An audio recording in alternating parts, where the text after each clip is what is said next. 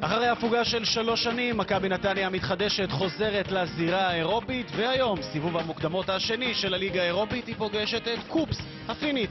המטרה לפתוח את עונת המשחקים החדשה ברגל ימין. נתניה חוטפת את הכדור ויוצאת עכשיו עם סבא. עומר פרץ עושה את התנועה מצד ימין. סבא חזק מאוד, שומר על הכדור, עכשיו הולך על בעיטה. העדיפה של הילנדר, שגם קולט את הכדור בסופו של דבר. היה מקום עכשיו למשור, לתת את הכדור, לשתף את עומר פרץ בהתקפה הזו. כדור אצל אילו. פינס לוקח לה את הכדור ללא קושי ופותח, מעבירים, תראו את הפריצה הזו של פינס. סבא מבקש את הכדור, זה הולך דווקא לשריקי, עכשיו סבא מקבל, ממתין להצטרפות של החברים במרכז. סבא מוצא את שריקי, מעביר את זה חזרה לסבא עם ההזדמנות, הנה כדור הרוחב שמקיים, הנה מנצור החוצה. הזדמנות ראשונה ראויה של מכבי נתניה, עם מסירה כפולה בין שריקי לסבא. פשוט חבל שהילד לא דייק מספיק במסירה. שריקי עושה את התנועה, הכדור הולך לצלישר, יכול לבעוט מהטווח הזה, זה מה שהוא עושה, צלישר! קרוב! עוד ניסיון של מכבי נתניה, והאיש שבגיל צעיר הכתירו אותו כפול סקולס של ליגת הנוער. ביתה טובה. נותן פה ניסיון מעניין. בהחלט. אז נשאיר את זה למספר 11 לפוריה, עם הזדמנות מצוינת בתוך הרחבה. פוריה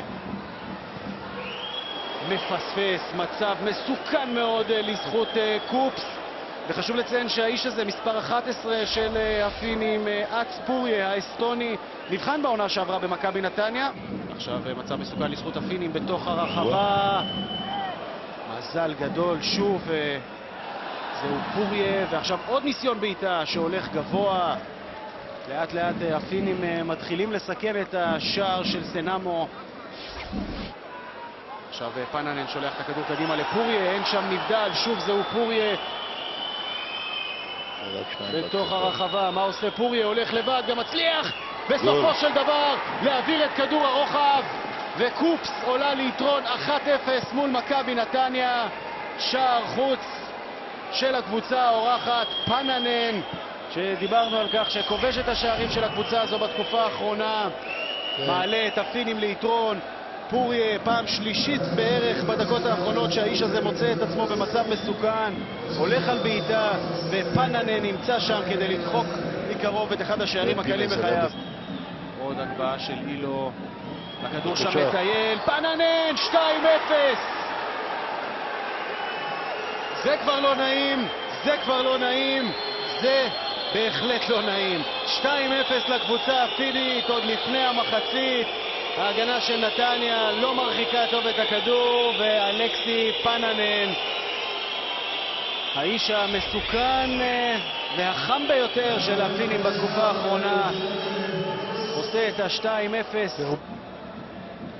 שוב תמיר, אולי לבעוט מהטווח הזה, זה מה שהוא עושה. זה הולך קרוב מאוד. ארנון תמיר עם ניסיון הבעיטה, לא מוצא את המסגרת.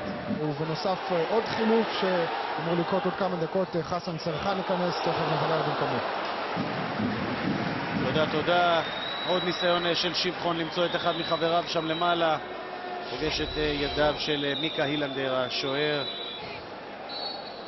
סבא אל הכדור. קרוב, הצלה טובה של הילנדר השוער הפיני. בסדר גמור, הוא לא עשה אף טעות הילנדר היום במשחק, הם מצוינים.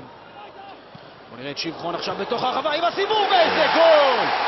יוסי שבחון מחזיר את מכבי נתניה למשחק, ומי אם לא הטוב בשחקניה מאז המחצית השנייה. יוסי שבחון עם שער יוצא מן הכלל, וזה שער שאמור להטריף את נתניה ולהחזיר אותה לעניינים. יש מספיק זמן, קדימה, הבחורים יכולים לעשות את זה.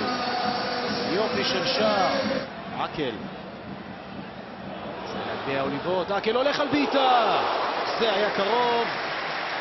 מוחמד אקל עם הניסיון הזה, דף מצד שמאל, רגל ימין, הנה מסתיים המשחק.